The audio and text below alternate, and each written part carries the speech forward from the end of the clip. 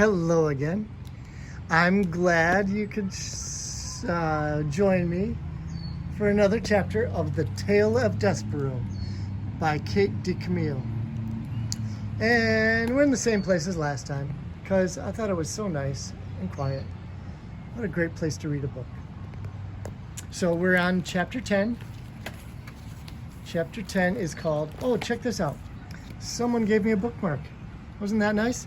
It has on it, I think that's a lionfish.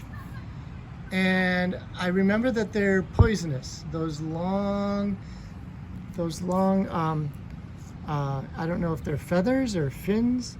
They have pokies on the end of them, and they can hurt a lot if you accidentally step on them. But anyways, swimming in the coral. And you wouldn't step on the coral for sure. Anyway, so that's my new bookmark. Somebody gave it to me. So, book the first called A Mouse is Born, Chapter 10, Good Reasons.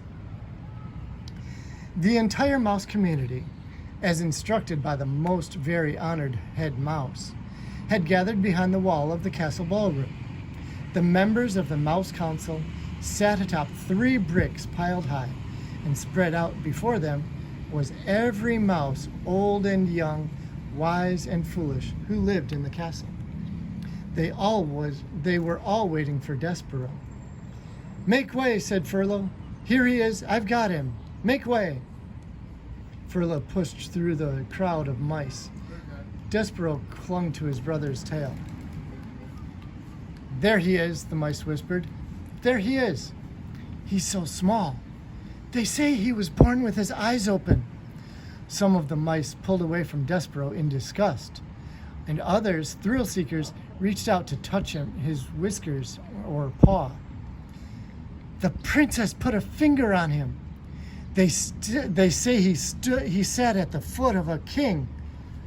It's simply not done," came the distinctive voice of Despero's Aunt Florence. Make way, shouted Furlow. "I have him right here. I have Despero Tilling, who has been called to sit with the Mouse Council." He led Despero to the front of the room. "Honored members of the Mouse Council," shouted Furlow, "I have brought you Despero Tilling, as you requested, to sit with you." He looked over his shoulder at Despero.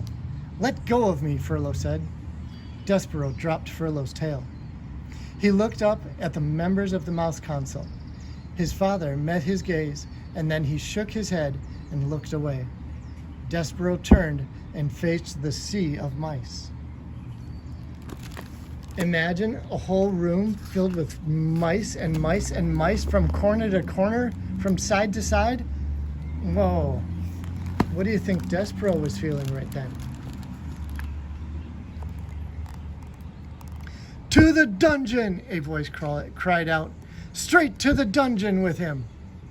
Despero's head, which had been full of such delightful phrases as "happily ever after" and "lovely ears" and "I honor you," suddenly cleared. "Straight to the dungeon!" another voice shouted. "Enough," said the most very honored head mouse. "This trial will be conducted in an orderly fashion. We will act civilized." He cleared his throat. He said to Despero, "Son, turn and look at me." Despero turned. He looked up and into the head mouse's eyes. They were dark eyes, deep and sad and frightened. And looking into them, Despero's heart thudded once, twice. "Despero Tilling," said the head mouse. "Yes, sir," said Despero.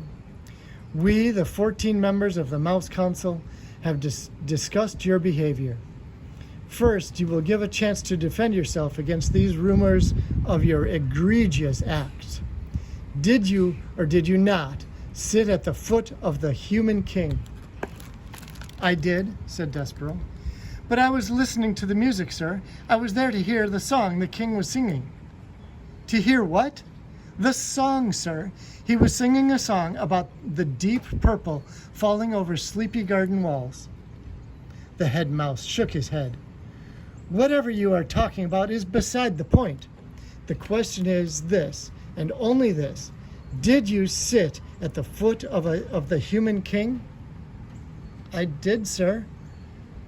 The community of mice shifted their tails and paws and whiskers. They waited. And did you allow the girl human, the princess, to touch you? Her name is P. Never mind her name. Did you allow her to touch you? Yes, sir, said Despero. I let her touch me. It felt good. A gasp arose from the assembled mice. Despero heard his mother's voice.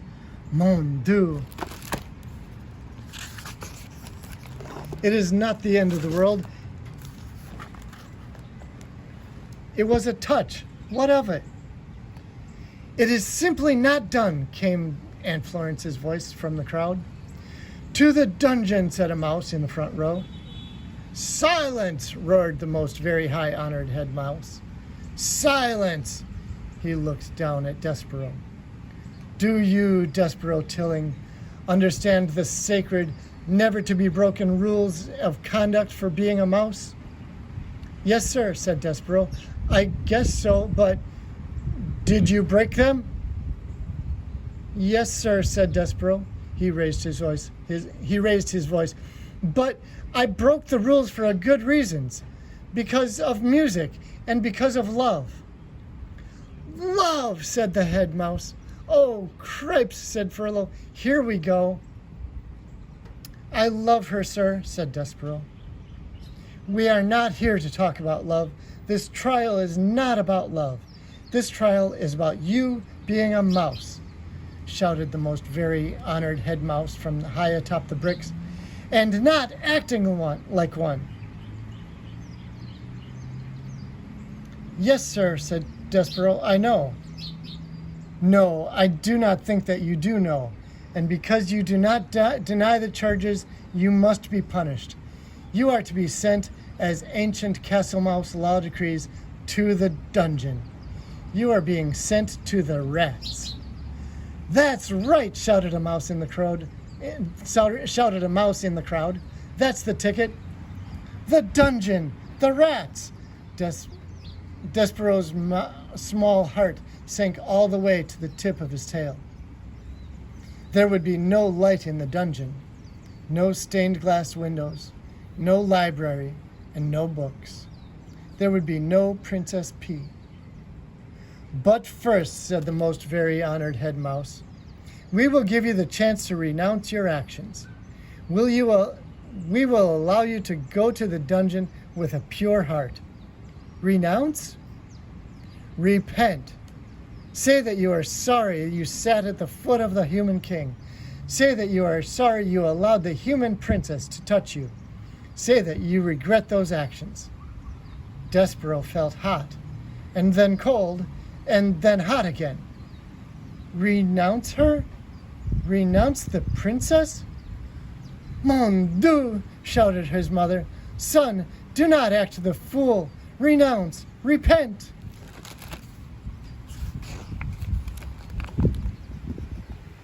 What say you, Despero Tilling?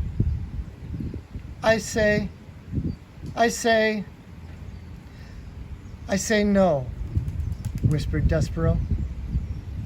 What? Said the head mouse. No, said Despero, and this time he did not whisper the word. I am not sorry. I will not renounce my actions. I love her. I love the princess. There was a bellow of collective outrage. The whole mouse community surged toward Despero.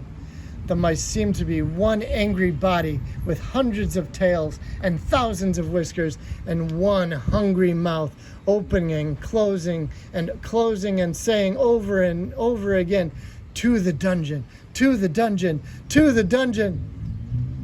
The words pounded through Despero's body with every beat of his heart. Very well, said the most very honored head mouse. You will die then with a black heart. Threadmaster, he called, bring out the thread. Despero marveled at his own bravery. He admired his own defiance. And then, reader, he fainted. And that is the end of chapter 10. Oh, let's get my bookmark that I dropped on the ground. All right. End of chapter 10, and Despero is sentenced to go to the dungeon. And right now, it's raining. I'm so grateful for the pavilion over the tables. I don't want to get wet. I don't want the book wet. I don't want my phone wet. It's so nice to have these pavilions because it rains in Hilo. It rains a lot. Almost every day. Sometimes lots of times a day. So I'm going to sit here a little while and I'll see if maybe the rain stops. But if it doesn't, I have an umbrella. And I might get a little bit wet, but that's okay. But it's time to say goodnight and goodbye. Want to remind you that I love you, and I hope I see you soon. Sleep well. Say hi to Mom for me. Take care.